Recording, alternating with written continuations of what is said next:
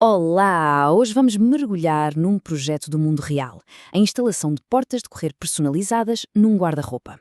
Mas olha, isto aqui é bem mais do que um simples passo a passo. É uma verdadeira jornada de adaptação e de pensamento criativo, que mostra como um desafio pode virar uma solução super elegante. Ok, vamos lá. Para a gente entender direitinho como tudo aconteceu, o nosso roteiro é este aqui.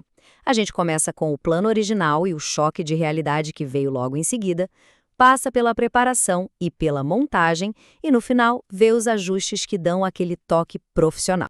E já começamos com o primeiro grande desafio.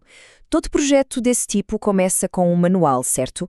Pois é, só que neste caso, as instruções do fabricante simplesmente não serviam para o design personalizado. Isso forçou uma mudança de rota logo de cara. E essa foi a primeira grande decisão. Mas porquê? Simples. Porque quando se usam elementos personalizados como um puxador diferente que vai na lateral da porta, as instruções padrão já não valem. Se as medidas do manual fossem seguidas, o puxador não ia caber. É aqui que o jogo de cintura começa. Então, com o plano original já na gaveta, a fase seguinte é a preparação. Vamos ver agora como esta montagem exigiu um planeamento bem cuidadoso, focando nas alterações que foram feitas e, mais importante, no porquê de cada uma delas.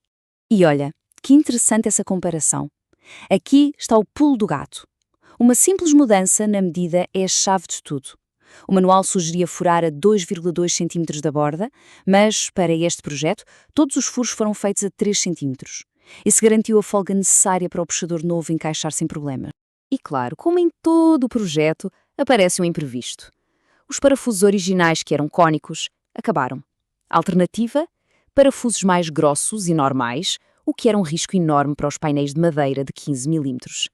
A parafusar aquilo direto era pedir para rachar tudo. Então, como contornar esse risco? A solução é genial de tão simples: fazer furos-guia. A ideia é usar uma broca um pouquinho mais fina que o parafuso para abrir o caminho na madeira primeiro. Assim, o parafuso entra sem forçar nada. É um passo extra que simplesmente salva o projeto. Ok, com a madeira a salvo e tudo preparado, é hora de montar. E é nesta parte que a gente vai ver umas técnicas bem espertas que economizam tempo e ainda por cima aumentam a precisão, sem precisar de ferramentas complicadas.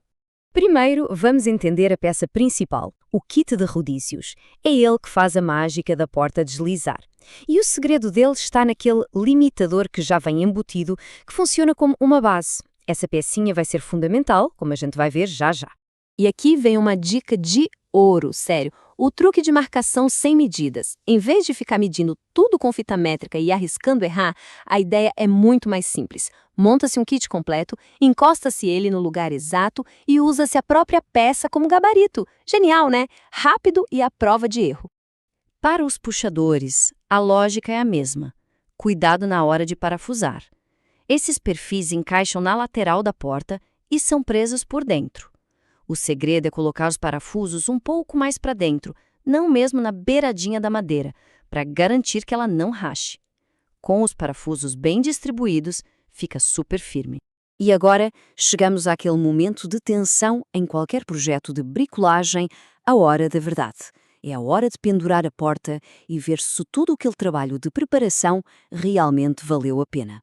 E fica aquela pergunta no ar, não é? Depois de todas as adaptações, será que a porta vai encaixar perfeitamente? Vemos a porta a ser levantada, encaixada primeiro no trilho de cima e depois colocada no de baixo. Todo o trabalho se resume a este momento. E... quase! Olha só, um pequeno desalinhamento ali no canto. Isso é super comum, é a realidade de um projeto feito à mão. Mas a questão é, isso é um problema sem solução? A resposta é não. E o ponto crucial é que isso não é uma falha, já faz parte do design do sistema. O próprio kit de rodízios tem um mecanismo de ajuste fino exatamente para estas situações. É só soltar uma trava, girar um parafuso e com isso é possível subir ou descer cada canto da porta até o alinhamento ficar perfeito.